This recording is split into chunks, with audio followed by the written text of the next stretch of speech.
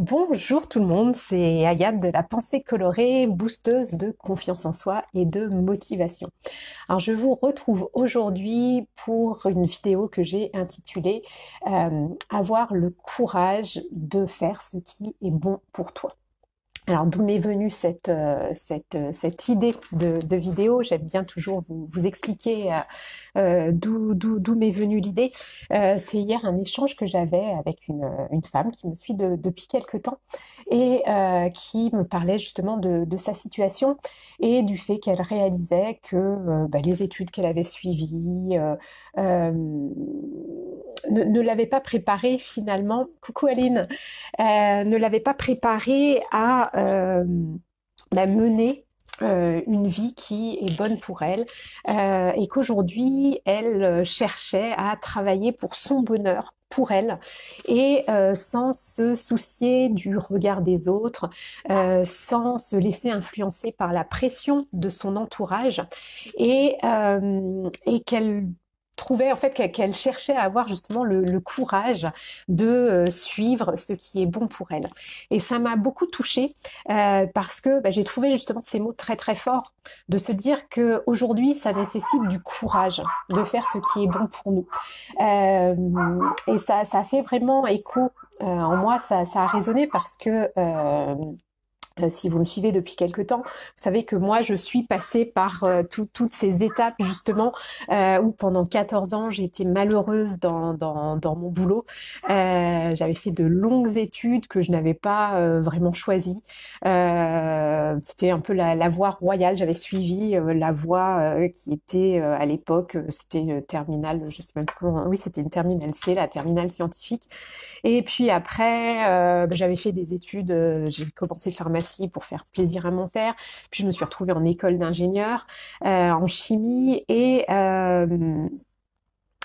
ça a été dur en fait de réaliser que c'était pas quelque chose qui était bon pour moi, mais une fois qu'on est lancé dans des études et on a du mal justement à se dire non là je sais pas ma voie, je vais arrêter là et puis je vais faire autre chose. Surtout que moi à ce moment-là, je me rendais compte que c'était pas trop mon truc, mais j'avais aucune idée de ce que je voulais faire.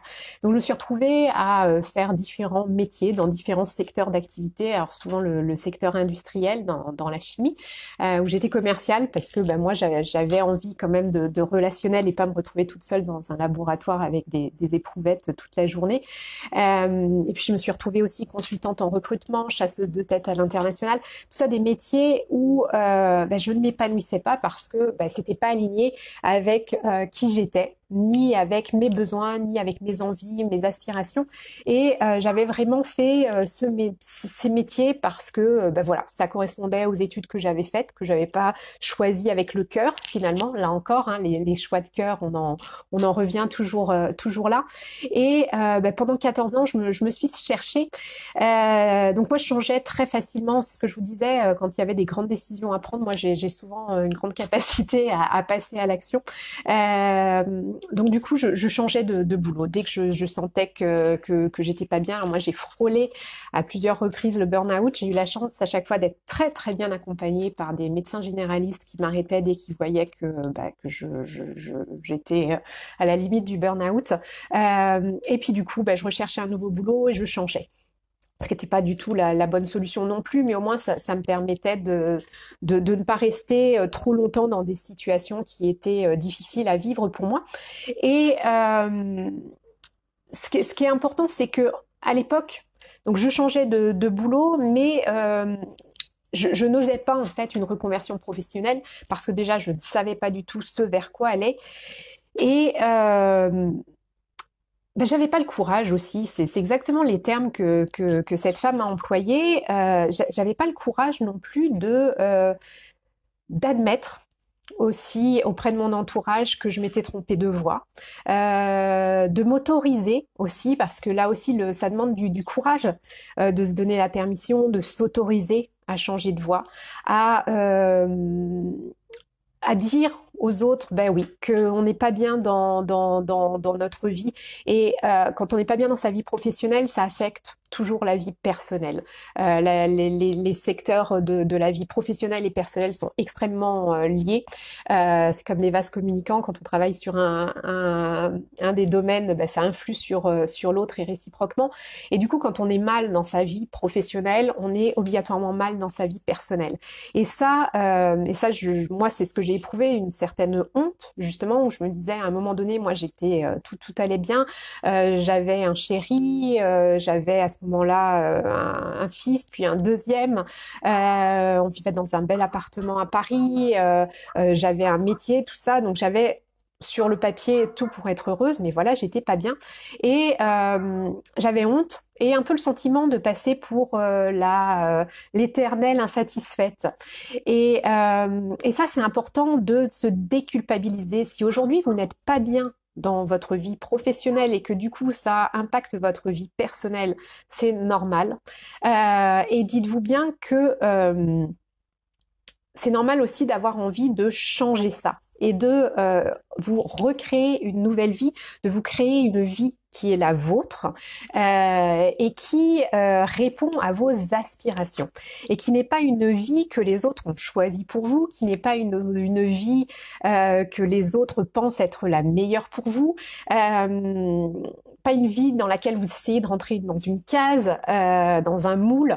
On a tendance justement à vouloir rentrer dans des cases qui ne nous correspondent pas.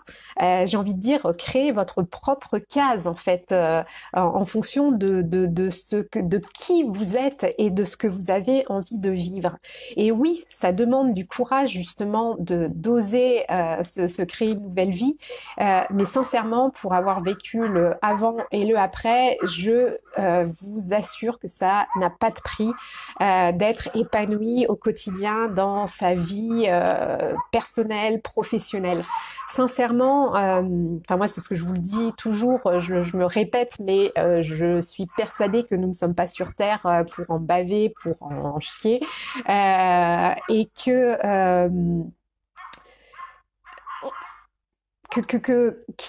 on a une raison d'être et selon moi, il est important justement d'identifier notre mission de vie, notre grand pourquoi, enfin à vous de la légende personnelle, comme le dit Paulo Coelho, qui va nous permettre justement d'être bien, d'être aligné. En fait, c'est ça, c'est d'être aligné dans notre vie au quotidien, ce qui permet d'être heureuse de vivre. Moi, je me souviens que quand j'étais mal dans ma vie professionnelle, j'avais totalement perdu le goût de vivre. J'avais perdu ma joie de vivre. Ça avait vraiment un impact très très fort, des répercussions sur ma santé, mais aussi sur ma vie personnelle, comme je le disais. Et ça, ce sont des signes qui doivent vous alerter. Si vous vous rendez compte que vous avez perdu votre joie de vivre, que vous n'avez plus le goût de vivre que vous aviez auparavant, c'est qu'il y a un changement à faire. Voilà. C'était vraiment quelque chose que j'avais envie de partager avec vous parce que ça a vraiment fait tilt hier quand cette femme m'a fait ce partage. Donc vraiment, vraiment, je vous encourage, si vous vous rendez compte qu'aujourd'hui vous n'êtes pas bien, cessez d'écouter les autres, écoutez-vous vous-même. Oui, Aline, oser être soi, ouais, c'est tout un programme exactement. C'est ayez le courage d'être vous, 100% vous, d'être aligné. D'apprendre à aimer la belle personne que vous êtes et de vous créer une vie qui est la vôtre et qui va être une vie pleine de sens dans laquelle vous êtes aligné et de vivre ça sans complexe ni culpabilité. Ça, c'est super important. Et c'est ça qui va vous donner justement la force, le courage d'oser passer à l'action, qui va vous permettre de vous donner la permission, l'autorisation justement d'être vous-même. Et je vous encourage vraiment à partir à la découverte de qui vous êtes, pour vous aligner et puis pour vous créer cette vie qui est la vôtre. Et si aujourd'hui vous êtes perdu, que vous ne savez pas comment faire, que vous avez du mal à passer à l'action, parce que généralement quand on est mal dans son quotidien, quand on a vécu un burn-out, quand on est épuisé psychologiquement, physiquement, qu'on manque d'énergie, c'est très très difficile de passer à l'action. Je le sais, je suis passée par là. Donc n'hésitez pas à prendre rendez-vous avec moi pour une séance découverte. Je vous l'offre. Il vous suffit d'aller sur mon site www.penser-coloré.com et d'aller sur l'onglet séance découverte. Si ça ne fonctionne pas, n'hésitez pas à m'envoyer un petit message sur Messenger. Je vous répondrai avec grand plaisir. Parce que là, ça fait plusieurs personnes qui me disent qu'elles n'arrivent pas à prendre rendez-vous. Donc surtout, n'hésitez pas à me contacter en off ou même en commentaire sous une vidéo. Je me ferai un grand plaisir de vous répondre. Mais l'idée de cette séance découverte, c'est de passer 45 minutes ensemble, d'échanger sur votre situation, que je vous aide à y voir plus clair, parce que quand on est dans ce type de situation, on se sent souvent perdu, on est dans une sorte de brouillard, de flou artistique. Et l'intention que j'ai dans ces séances découvertes, c'est justement de vous aider à y voir plus clair, à vous aider à identifier aussi ce qui est bon pour vous, ce vers quoi vous voulez aller, à quoi correspondrait justement cette vie qui vous permettrait d'être vous à 100%, d'être aligné et de mener une vie pleine de sens. Et puis d'identifier justement quels sont les blocages, les freins, les peurs qui vous empêchent d'avancer vers cette vie qui est la vôtre. Et puis d'identifier une première étape à mettre en place pour y parvenir. Voilà. Donc n'hésitez pas à me contacter par Messenger. J'échange énormément avec beaucoup de femmes ces derniers temps par Messenger qui me partagent leurs problématiques. C'est aussi une possibilité d'entrer en contact avec moi. N'hésitez pas, n'ayez pas peur, ayez le courage de contacter, de prendre contact avec moi.